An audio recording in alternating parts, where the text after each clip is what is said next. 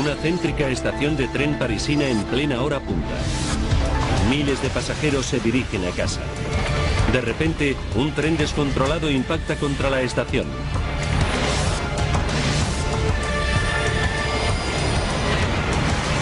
...307 toneladas de metal se estrellan contra un tren atestado. En la peor tragedia ferroviaria de la historia de París mueren 56 personas. Ahora, mediante avanzadas innovaciones informáticas, revelaremos por qué se produjo exactamente el accidente de la estación de Lyon. Los accidentes no ocurren sin más, son una cadena de sucesos críticos. A continuación, desentrañaremos las pistas en la cuenta atrás hacia esos segundos catastróficos finales. Segundos catastróficos 2. Accidente en la Gare de Lyon. Europa. Francia. París. 27 de junio de 1998. Es una tarde de verano en la capital francesa. París es el nudo central de la red ferroviaria francesa. Los franceses están orgullosos de su red de ferrocarriles, una de las más grandes de Europa, con más de 34.000 kilómetros de vías. Gracias a las subvenciones públicas y al programa de modernización implantado en los años 80, el sistema es cada vez más eficiente y avanzado tecnológicamente. 6:20 de la tarde. El tren de Melun a París, estación de Lyon, de las 5:38 está a punto de llegar. Cubre un trayecto de 40 kilómetros en 50 minutos. Es un tren de 8 vagones conducido por Daniel Solán, de 42 años. Lleva trabajando para la Sociedad Nacional de Ferrocarriles de Francia desde que tenía 15 años. Jean-Charles Bobet es el revisor del tren. Es otro veterano que se incorporó a la empresa nada más salir del colegio. Hasta ahora ha sido un viaje rutinario, pero a las 6:36 de la tarde, a 8 kilómetros de distancia de París, cuando el tren atraviesa la estación de Vermesson, ocurre algo inesperado. Un joven del segundo vagón se levanta y tira del cable de emergencia. Un timbre que hay en la cabina le indica a Solán que alguien ha accionado la alarma y ha activado automáticamente los frenos. La mujer se baja del tren y desaparece.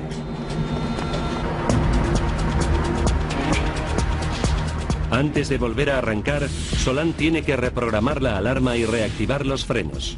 Es un procedimiento demasiado frecuente. Aunque solo les retrasa unos minutos, Solán avisa a la sala de control para comunicar el retraso.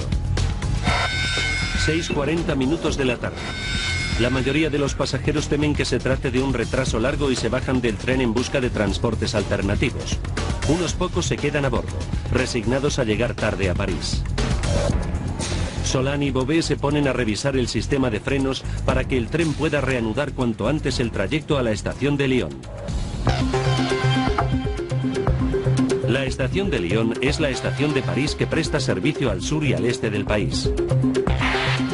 Tras su magnífica fachada del siglo XIX, se oculta uno de los nudos ferroviarios más sofisticados de Europa. Es una de las estaciones de tren más concurridas de Francia y combina el servicio interurbano con el de cercanías.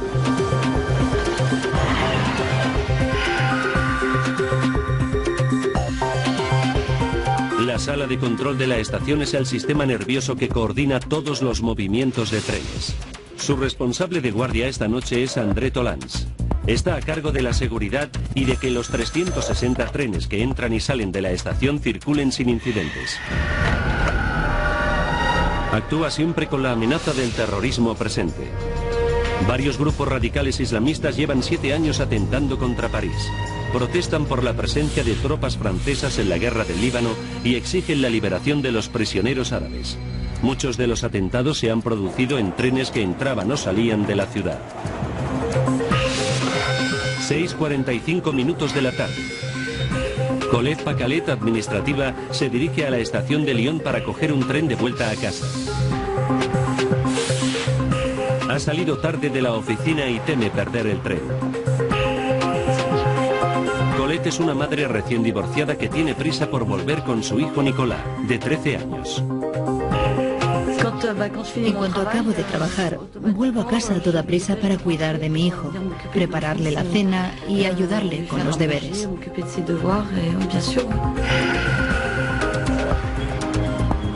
Dominique Pavie, de 40 años, trabaja en el Museo del Louvre y también se apresura para coger el mismo tren.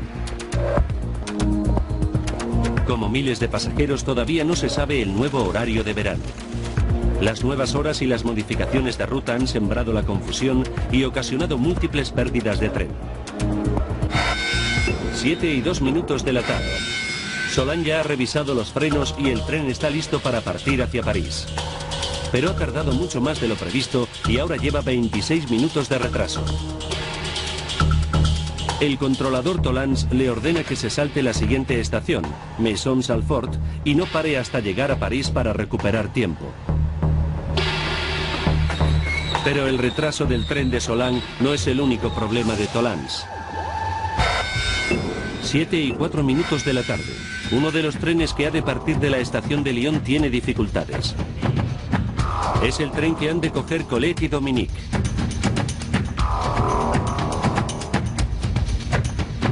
Los trenes de cercanías llevan un conductor y un revisor. El conductor, André Tanguy, ya está listo, pero el revisor todavía no ha llegado y el tren no puede salir sin él.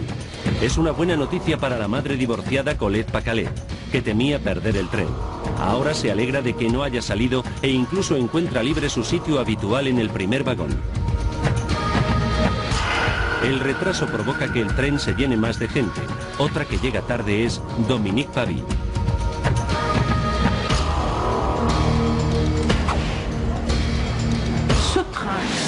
El tren iba lleno. Y como era verano y estábamos bajo tierra, hacía un calor pegajoso. Lo único que pueden hacer los pasajeros es esperar sentados a que llegue el revisor. El tren se encuentra en el andén 2, el mismo al que llega el tren retrasado procedente de Melun. Pero no importa, porque los controladores han preprogramado varias señales para impedir que Solán acuda al andén 2 y a 500 metros de la estación, las señales se cambiarán automáticamente y enviarán al tren al andén 1, que estará vacío. 7:07. El tren de Solán avanza a más de 95 km por hora, pero se encuentra con una señal amarilla que le obliga a ralentizar, porque se acerca a la cuesta empinada que precede a la estación de Lyon. Solán pisa los frenos, pero no obtiene respuesta.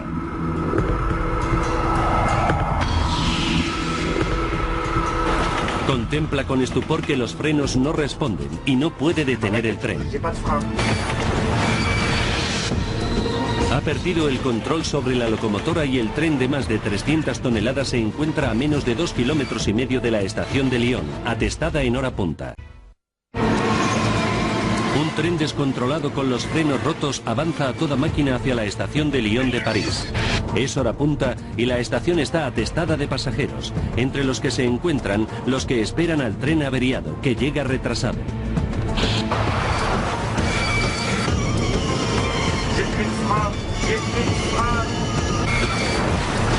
Daniel Solán, su conductor, está desesperado. Sabe que tiene que haber un freno de mano en alguna parte del tren y envía al revisor, Jean Bobet, a buscarlo. No sabíamos qué estaba pasando. Intentábamos frenar, pero no obteníamos respuesta. Así que decidí buscar el freno de mano.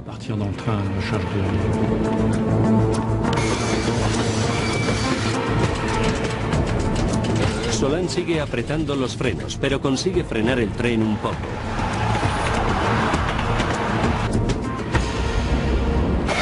Siete de la tarde, 7:30. Solán, desesperado, avisa por radio a la sala de control. Deténganlo todo, no tengo frenos. Deténganlo todo. Solán hace sonar la alarma de radio del tren. Es una alarma que los pasajeros no pueden oír, por lo que todavía no son conscientes del peligro, pero que activa un silbido muy potente en la estación de Lyon y en las cabinas de todos los maquinistas de los trenes de cercanías de la zona. Los controladores de señales cambian todos los semáforos del verde al rojo y los conductores detienen todos los trenes donde quiera que estén. En unos segundos, toda la red queda paralizada en seco.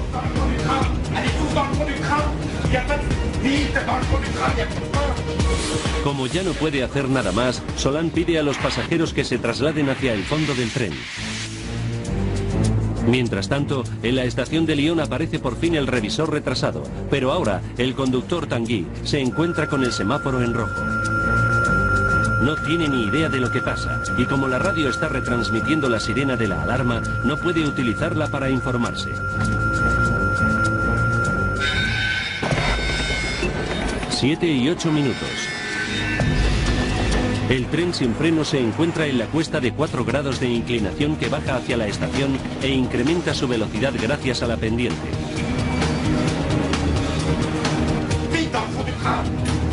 Solán, el conductor, consigue concentrar a todos los pasajeros en el último vagón. Todos se agarran con firmeza a la espera del inevitable impacto. Enseguida cundió el pánico. El revisor del tren, Jean Bobet, continúa buscando el freno desesperadamente. Me pregunté qué nos iba a ocurrir, si este iba a ser nuestro último momento.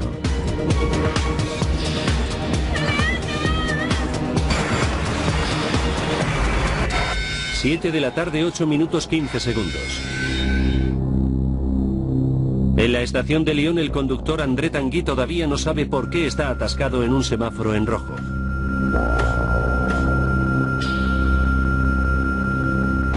Y la pasajera Dominique Pavie del segundo vagón se cansa de esperar. Me costó mucho salir del tren, porque estaba muy lleno. Perdón. Dominique tiene que estrujarse entre los demás pasajeros para acceder a la salida. 7:08 minutos 30 segundos. Los operarios de las señales ven pasar por delante el tren descontrolado y en lugar de desviarse al andén 1 como estaba previsto, se dirige directo al tren de cercanías aparcado en el andén 2. Entonces emiten un aviso por el sistema de megafonía de la estación con la orden de evacuar el tren. Atención, atención. André Tanguy lo escucha y grita por el intercomunicador a todos los pasajeros que abandonen el tren a toda prisa. Los pasajeros se agolpan en las puertas. 7:08 minutos 49 segundos. Tanguy ve que el tren sin freno se dirige directo hacia él. Pero sabe que su tren no está aún completamente evacuado y en lugar de saltar y salvarse, reacciona con valentía y se queda repitiendo el mensaje de evacuación por el intercomunicador.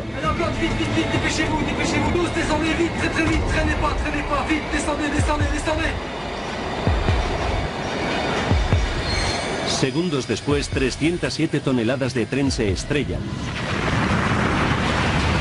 contra el tren de cercanías en el andén 2.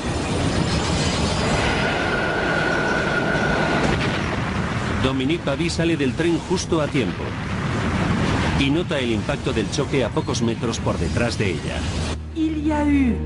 Se formó una nube muy grande de polvo negro, una nube de polvo oscuro que quedó suspendida sobre el tren. Casi no se veía nada, pero el humo se disipó enseguida y entonces vi que un tren había chocado con otro y que el tren que había salido del túnel había partido por la mitad el primer vagón de mi tren. En el tren averiado, en el que todos los pasajeros se habían desplazado hasta el último vagón, no se produce ningún herido grave. En el momento del impacto ya iba camino del último vagón. Se escuchó un ruido muy fuerte y una pequeña sacudida. Ni siquiera me caí, me agarré a una barandilla. Pero los que seguían en el tren estacionado no han salido tan bien parados. Tanguy no sobrevive. El impacto le mata instantáneamente. Colette Pacalet se encuentra en el primer vagón que sufre el pleno impacto de la colisión. Al principio creí que se trataba de una bomba. No sé cuánto tiempo duró, tal vez 20 segundos. Perdí la noción del tiempo. Solo me dio tiempo a pensar que iba a morir y a pedir ayuda a mi padre. Unos segundos antes, Colette soñaba despierta con la velada que le esperaba junto a su hijo y ahora yace atrapada entre los escombros entre docenas de heridos graves. Si no recibe atención médica urgente, puede que no sobreviva.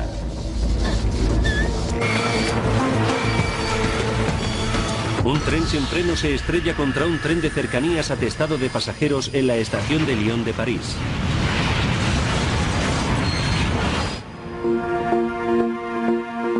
Breves minutos después, un reportero gráfico capta el horror del accidente.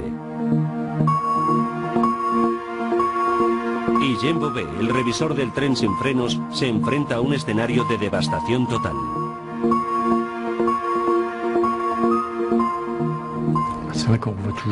Todavía sigo acordándome de esas imágenes.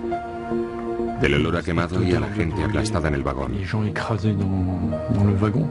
Me lo imagino como si lo estuviera viendo. Cuando los heridos empezaron a gemir, me entraron ganas de salir corriendo. 7:20 de la tarde. 11 minutos después del desastre, los primeros equipos de rescate llegan al lugar del siniestro. El doctor René Jancovici, un cirujano endurecido por la guerra que estuvo presente en los violentos combates de la guerra civil del Chad, nunca ha visto nada parecido.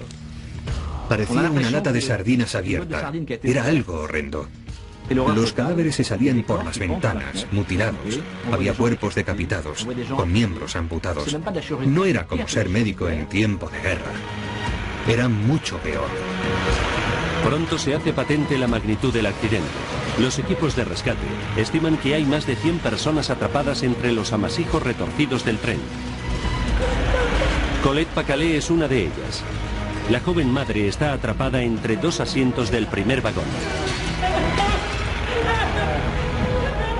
No me daba cuenta de que estaba atrapada entre los hierros, ni de que el tren había chocado. En lo único que pensaba era en salir del tren. 7:30 de la tarde. Muchos de los pasajeros han sufrido heridas graves por aplastamiento en la colisión. Los enfermeros saben que hay que actuar con rapidez, pero hay un problema. No se puede sacar a los heridos porque están atrapados entre un amasijo de hierros. Al final, Colette es rescatada de entre los escombros. Son las 11 de la noche. Colette es una de las afortunadas. Decenas de personas continúan atrapadas entre toneladas de hierros. Los médicos saben que fallecerán desangradas o a causa del golpe si no son atendidas con urgencia. El doctor Jancovici y su equipo tienen que tomar una decisión siniestra. Se dan cuenta de que la única forma de liberar y atender a tiempo a los heridos más graves es amputándoles los miembros atrapados. Hasta que no llevan a Colette al andén, no se dan cuenta del alcance de sus heridas. Tiene rota la cadera y la pelvis y ha perdido demasiada sangre. Los médicos temen que no sobreviva a la noche.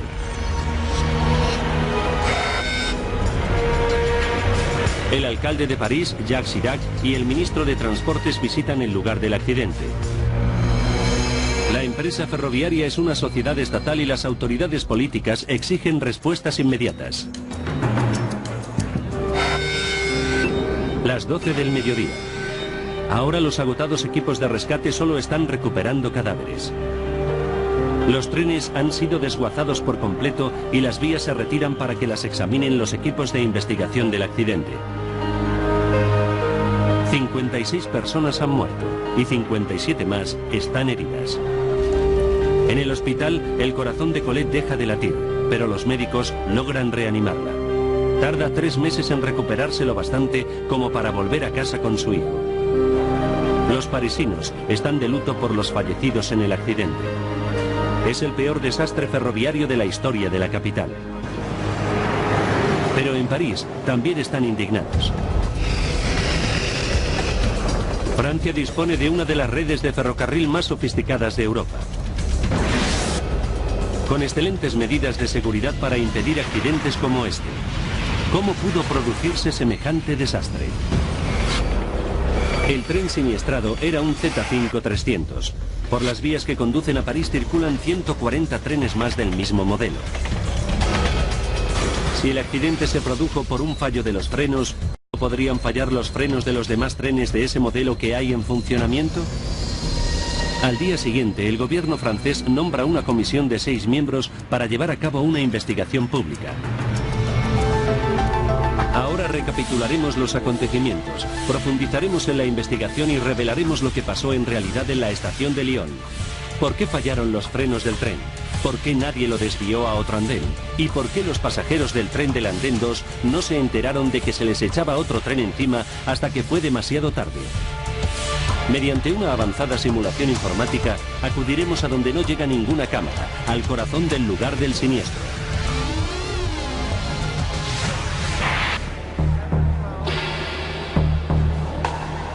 Los investigadores trasladan los restos del tren a un lateral de la estación y 3 días después del accidente comienzan a examinarlos centímetro a centímetro para descubrir qué falló en el sistema de frenos.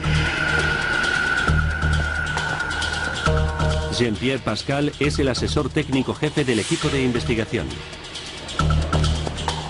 Es director del Laboratorio Nacional de Investigación del Transporte y un experto en frenos de tren. Pascal se queda conmocionado por la escala del desastre. El accidente de la estación de Lyon es importante porque el número de víctimas y la escala de la catástrofe fue excepcional. Fue algo inimaginable. Nunca había visto nada parecido.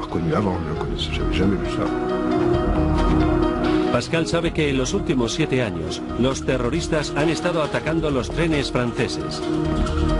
¿Estarán empleando ahora una nueva táctica para sembrar el caos en los ferrocarriles? Hasta que lo averigüen, miles de pasajeros inocentes viajarán con un miedo permanente.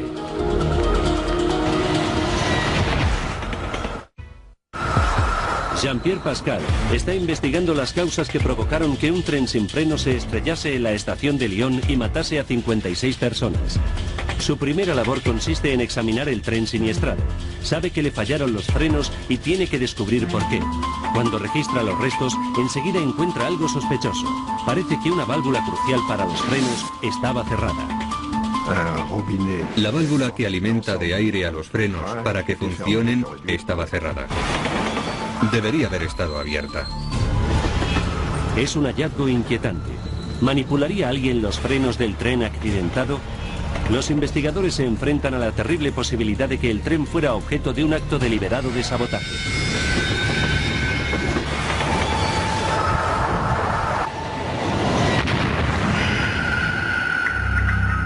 Los frenos funcionan mediante aire comprimido que se genera en la locomotora. El aire se comprime a lo largo de un tubo que recorre la longitud completa del tren de 8 vagones. Cada vagón cuenta con una unidad de frenado individual que obtiene el aire de ese tubo. En la parte de atrás de la locomotora hay una válvula para el tubo de aire y en el tren siniestrado la palanca que activa la válvula estaba cerrada, lo que impedía que el aire circulase por el tren para hacer funcionar los frenos. Los investigadores opinan que la única conclusión posible es que alguien debió de cerrar la válvula. Pascal se da cuenta de que quien quiera que lo hiciese tenía que tener un conocimiento especializado del sistema de frenado del tren. Por eso, no cree que se trate de un acto terrorista. Pero aún así, está claro que tuvo que haber alguien que cerrase la válvula. ¿Y quién la cerró? Interroga al conductor del tren, Daniel Solan, y al revisor Jean Bobet para ver si pueden ayudarle a arrojar algo de luz sobre el misterio. Solan declara que los frenos funcionaron perfectamente durante los primeros 58 minutos del trayecto. Incluso fueron capaces de frenar en seco cuando alguien activó la alarma de emergencia en la estación de Vert-de-Maison, cuando aún faltaban 33 minutos para el desastre, así que la válvula tuvo que cerrarse después. ¿Podría estar involucrada la persona que activó la alarma de emergencia? Nadie se explica por qué la chica tiró de la alarma y desapareció antes de que el revisor pudiera interrogarla. Los medios de comunicación hacen pública una petición para que la mujer que activó la alarma se dé a conocer. Al día siguiente del accidente se presenta una madre soltera de 21 años, Odile Miroir. Odile explica que suele coger ese tren hasta Vez de Maison para ir a recoger a sus hijos del colegio y no sabía que con la entrada en vigor del nuevo horario de verano, el tren ya no paraba allí. Tuvo miedo de no llegar al colegio a tiempo y tiró de la alarma de emergencia, lo que activó automáticamente los frenos de todo el tren. El investigador Jean-Pierre Pascal concluye que se trató de una acción irresponsable, pero no sospechosa.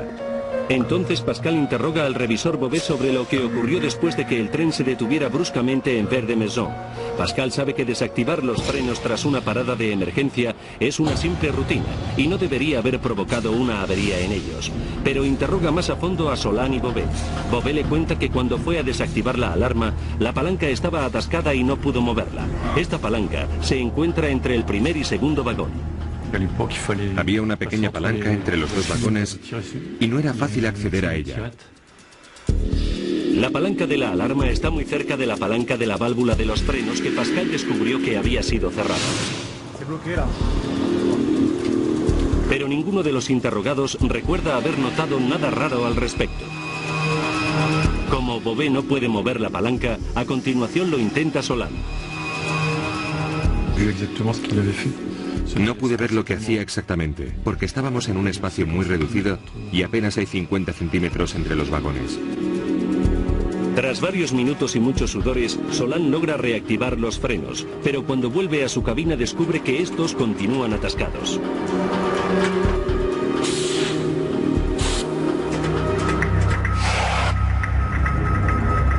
A Pascal le sorprende que el procedimiento habitual no bastase para reactivar los frenos, así que examina a fondo el sistema de frenado del tren siniestrado y averigua algo intrigante.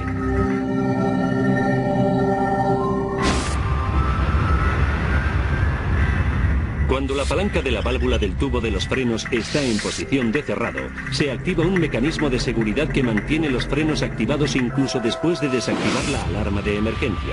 Es una medida de precaución que impide que el tren vaya a ninguna parte sin los frenos presurizados. Pascal había pensado que alguien cerró la válvula, tal vez como acto de sabotaje, pero ahora sospecha que puede haber otra explicación. ¿Pudo cerrarla Solan por error? Entonces repasa su interrogatorio a Solan.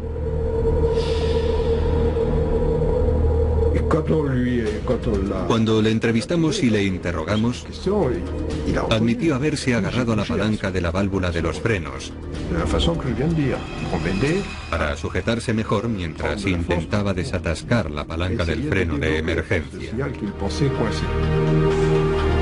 Se confirma la sospecha de que cuando intentaba reactivar el freno de emergencia, Solan se apoyó en la palanca del sistema principal de frenado para sujetarse y al tratar de desatascar el freno de emergencia, cerró inadvertidamente y por accidente la válvula de los otros frenos. Solan creyó que solo había reactivado el freno de emergencia, pero sin saberlo, cerró la válvula del tubo de los frenos y cortó el suministro de aire de la locomotora que alimenta los frenos de todos los vagones del tren. Como resultado, los frenos de los últimos 7 vagones se quedaron atascados en la posición de activados. Lo que no entiende Pascal es cómo Solan pudo volver a arrancar el tren con los frenos activados. La única forma de soltar los frenos activados es volviendo a presurizar todo el sistema o desactivar cada freno individualmente de forma manual. El procedimiento ordinario exige que Solan hubiera avisado a los ingenieros, que probablemente habrían detectado su fatídico error. Pero como tenía mucha prisa, Solan ignoró las normas y trató de desatascar los frenos él solo. Lo malo fue que no se dio cuenta de que había movido la otra palanca sin querer y que el sistema de frenado estaba bloqueado debido a la falta de presión. En cambio, estaba convencido de que los frenos estaban bloqueados por otro problema muy común. Se creyó que se enfrentaba a una situación muy común que todos los ferroviarios saben manejar, un exceso de presión. Solán cree que hay una bolsa de aire en el sistema de frenado, algo que puede ocurrir a veces cuando se activa el freno de emergencia y se concentra demasiada presión en los frenos individuales. Piensa que si logra purgar parte del aire, la bolsa se deshará y los frenos se desbloquearán. Solán purga el aire de los frenos de los 7 vagones, ayudado por Beauvais.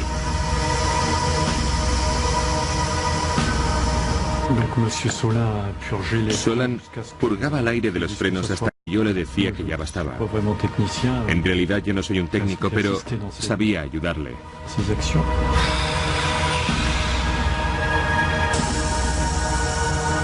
Su plan funciona y los frenos se desbloquean, pero Solán ha cometido un error de juicio catastrófico.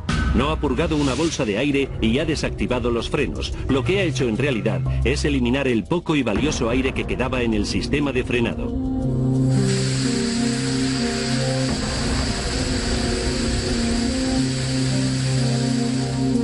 Ha desbloqueado los frenos, pero también ha desactivado sin darse cuenta un importante sistema de seguridad. Y como la válvula del tubo de los frenos está cerrada, no puede entrar más aire para rellenar el sistema. Sin aire en el sistema, el tren apenas puede frenar. Pascal y su equipo han descubierto un caso desastroso de error humano. Solán no solo cerró la válvula que suministraba aire a los frenos, sino que además purgó concienzudamente el aire de los frenos de cada vagón, creyendo que iba a obtener el efecto contrario. Pero Solán no tiene ni idea de lo que ha hecho y le dice a Pascal que la aguja del marcador de presión del sistema de frenado de la cabina indicaba la medición correcta. Por eso creyó que todos los frenos funcionaban, cuando en realidad, al haber cerrado la válvula del freno principal, había aislado la cabina del resto del tren, por lo que el marcador solo reflejaba la presión de los frenos del primer vagón. 7:02. Solán reemprende por fin el trayecto hacia la estación de Lyon de París. Tiene prisa por recuperar el tiempo perdido y enseguida supera los 100 km por hora de velocidad. Ahora un tren de más de 300 toneladas se dirige a la estación con solo una octava parte de la potencia de frenado que necesita. Pero aún existe una posibilidad de detener el tren incluso ahora. Según el nuevo horario de verano, todavía queda una parada prevista en Maisons-Alfort, a 6,5 km de la estación de Lyon. La estación de Maisons-Alfort está en terreno llano y si Solán hubiera activado los frenos, él habría tenido tiempo de sobra para detenerse de forma natural a unos 4 kilómetros de París. Pascal tiene que averiguar por qué Solán no descubrió que no funcionaban los frenos en Maisons-Alfort. Interroga a André Tolans, el controlador de servicio aquella tarde en la estación de Lyon. El tren llevaba 26 minutos de retraso y podía retrasar a los demás trenes que le seguían en plena hora punta. Para recuperar el tiempo perdido, Tolans ordenó a Solán que no se detuviera en Maisons-Alfort y continuara directo hasta París. 6 minutos para el desastre. Solán se dirige directo a París. Ha perdido la última oportunidad que tenía de comprobar los frenos antes de la cuesta abajo final. Pero Pascal sabe que todavía se pueden emplear dos medidas de seguridad para evitar la catástrofe. Por un lado, el tren lleva un freno eléctrico de repuesto y por otro, los operarios de la estación de Lyon podían haber desviado el tren hacia un andén vacío. ¿Por qué fracasaron ambos mecanismos? El investigador examina el último trecho del viaje y repasa los actos de Solán después de descubrir que los frenos no funcionaban. 2 minutos para el desastre.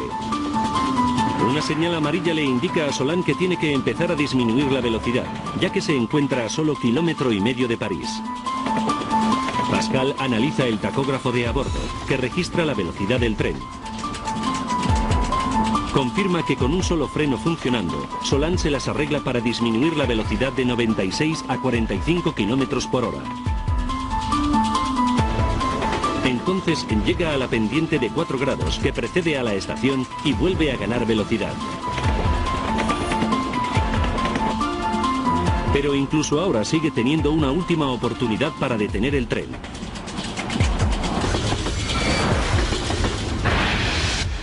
Los investigadores saben que el convoy lleva un freno auxiliar eléctrico diseñado para frenar al tren cuando va a gran velocidad y reducir el desgaste de las pastillas de los frenos. La pregunta es, ¿por qué no lo utilizó? Solán relata que Bové fue a buscar el freno de mano de uno de los vagones.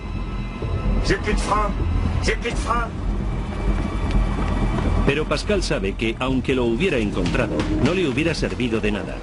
El freno de mano solo sirve para estabilizar el tren cuando está parado. No tiene potencia para detener un tren a gran velocidad.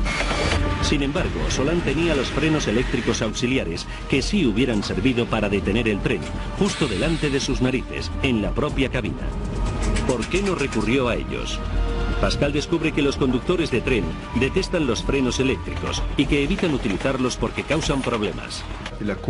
La combinación de frenos de aire comprimido y eléctricos puede provocar que los frenos se atasquen y bloqueen las ruedas.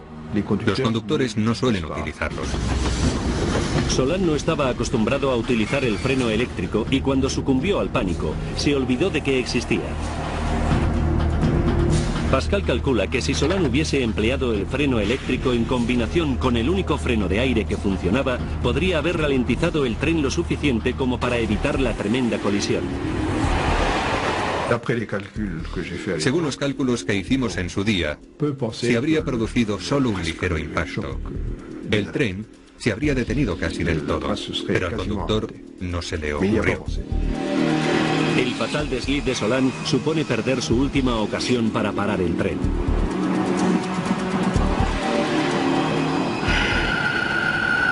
Pero todavía quedaba una opción más. Esta vez en la estación. Entonces Pascal interroga al personal de la estación. El procedimiento ordinario cuando un tren pierde el control consiste en identificarlo y desviarlo a un tramo de vía vacío. ¿Por qué no se actuó así? Falta minuto y medio para la colisión. El controlador Tolans le dice a Pascal que fue entonces cuando escuchó el aviso por radio de Solán. Estación de Lyon, no tengo frenos. Estación de Lyon. En toda comunicación con el controlador, el conductor debe dar su nombre y situación. Deténganlo todo, no tengo frenos. Deténganlo todo. Pero llevado por el pánico, Solán comete otro gran error y no menciona su nombre. Tolans no tiene ni idea de qué tren procede la llamada, y Solán tiene la voz tan distorsionada por los nervios que el controlador no le reconoce. Al no poder identificar el tren, no puede desviarlo. Y cuando Tolans trata de responder a la llamada del conductor desconocido, no obtiene respuesta. Solán debe haber abandonado su cabina. Ahora Tolans se enfrenta a un difícil dilema.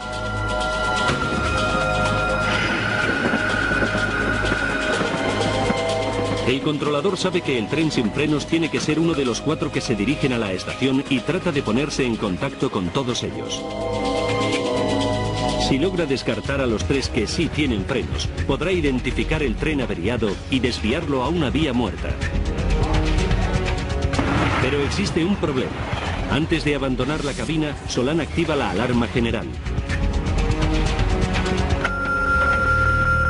Y pone en marcha un pitido agudo que indica a todos los conductores de la zona que han de detenerse y aguardar instrucciones. Pero también da lugar a que todos los conductores empiecen a llamar a Tolans para preguntarle qué pasa. El colapso radiofónico impide al controlador identificar al tren averiado a tiempo para desviarlo. Pero los investigadores están a punto de descubrir que incluso a estas alturas, el desastre era evitable. Al llegar a la estación, el tren de Solán tenía que desviarse al andén 1, que estaba vacío. ¿Cómo acabó empotrándose contra otro tren atestado de pasajeros? El investigador Jean-Pierre Pascal ha descubierto que el personal de la estación no pudo desviar el tren sin frenos porque el conductor no se identificó cuando dio el aviso. Pero cuando Pascal explora los momentos finales previos al accidente, lleva a cabo un descubrimiento asombroso. Se entera de que la tecnología de trazado de rutas de la estación de Lyon permite a los operarios de las señales programarlas con antelación, y la ruta del tren siniestrado tenía que haber sido preprogramada ese mismo día con anterioridad al accidente. El tren accidentado circulaba por la vía 2S en dirección al andén 2. Pero a 500 metros de la estación debería haberse desviado automáticamente hacia el andén 1, que estaba vacío.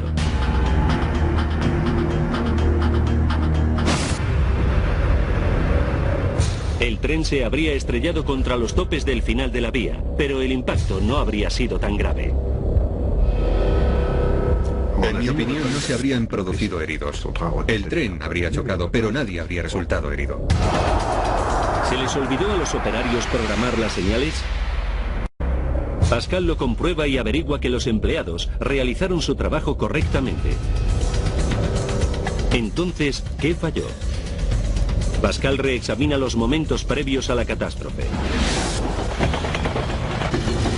Descubre que cuando los operarios de las señales oyen la alarma general, las ordenanzas les obligan a iniciar lo que se denomina Procedimiento General de Clausura. Es una medida drástica que coloca todos los semáforos en rojo y detiene a todos los trenes que entran y salen de la estación de Lyon. Pero el procedimiento de clausura tiene unas consecuencias dramáticas que los operarios no podían prever. Elimina la última posibilidad de evitar el desastre que quedaba. Con el objeto de permitir a los operarios un control manual total sobre la red, elimina la preprogramación automática de todas las rutas, con lo cual el tren de Solán ya no se desvía a una vía vacía. Continúa circulando por la misma vía y la colisión es inevitable.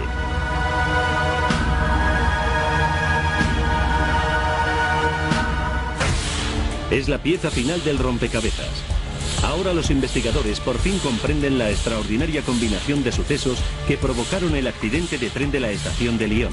¿Cómo pudo un tren sin frenos llegar hasta París? ¿Por qué fallaron todas las medidas de seguridad? ¿Y cómo un giro del destino obligó a cientos de viajeros a vivir unos segundos catastróficos? 33 minutos para el desastre. En el tren de Melun a París, una joven tira del cable de emergencia que activa los frenos. Para reanudar el trayecto, el conductor Daniel Solán tiene que desactivar el freno de emergencia. Pero sin darse cuenta, cierra la válvula que suministra aire a los frenos, que los bloquea y los inutiliza. 20 minutos para el desastre. Solán diagnostica equivocadamente una bolsa de aire y purga los frenos de aire para desbloquearlos. Faltan 7 minutos. El tren reanuda su fatídico viaje a París, pero nadie sabe que ahora solo cuenta con una fracción diminuta de su potencia de frenado. 2 minutos para el impacto. Solán pisa los frenos, pero no le responden. Avisa a la estación, pero olvida dar su nombre y su posición. Minuto y medio para el desastre. Solán activa la alarma de emergencia, lo que obliga a los operarios de las señales a eliminar el sistema automático de trazado de rutas que habría desviado el tren sin frenos a una vía vacía. El tren circula ahora directo contra un tren abarrotado de pasajeros que hay en el andén 2. El desastre es inevitable. 15 segundos para el desastre. El conductor del tren del andén 2, André Tanguy, observa que otro tren se les echa encima y ordena la rápida evacuación de los pasajeros. Y permanece en su puesto repitiendo desesperadamente el aviso de peligro hasta que se produce la embestida. Fallecen 56 personas. Los investigadores determinan que si no hubiera sido por el valiente sacrificio de André Tanguy, habría muerto mucha más gente. El modesto André Tanguy se convierte en el héroe de la estación de Lyon.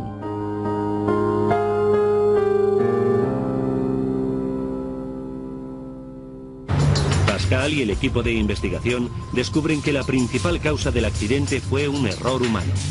Pero también detectan varios fallos técnicos y de seguridad en el sistema ferroviario. Indican que la palanca que cierra la válvula de los frenos es fácilmente accesible y vulnerable a los sabotajes. El sistema de comunicación por radio es excesivamente complicado y los conductores necesitan más formación para poder utilizarlo. Y recomiendan que los operarios de señales puedan colocar todos los semáforos en rojo sin tener que eliminar automáticamente las rutas preprogramadas.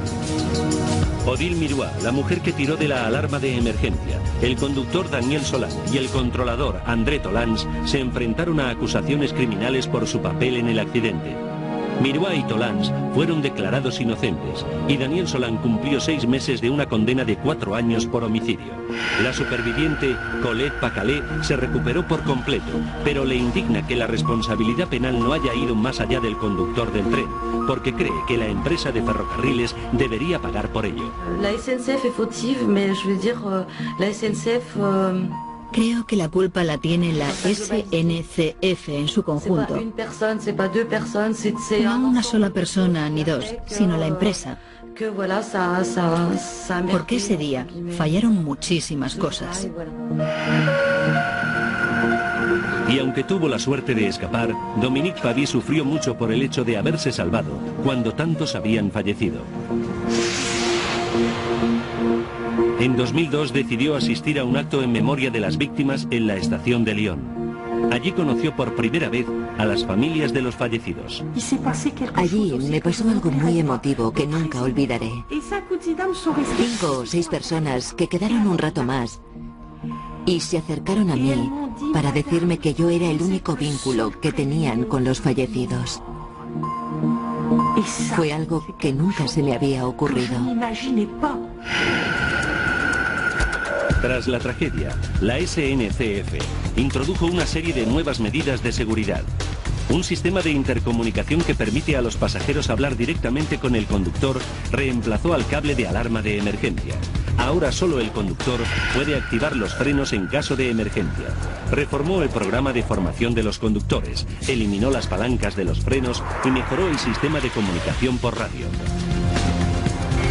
En la tragedia de la estación de Lyon se aprendieron duras lecciones. La modernización supuso un alto coste, pero a consecuencia del desastre, ahora Francia cuenta con una de las redes ferroviarias más seguras y avanzadas de Europa.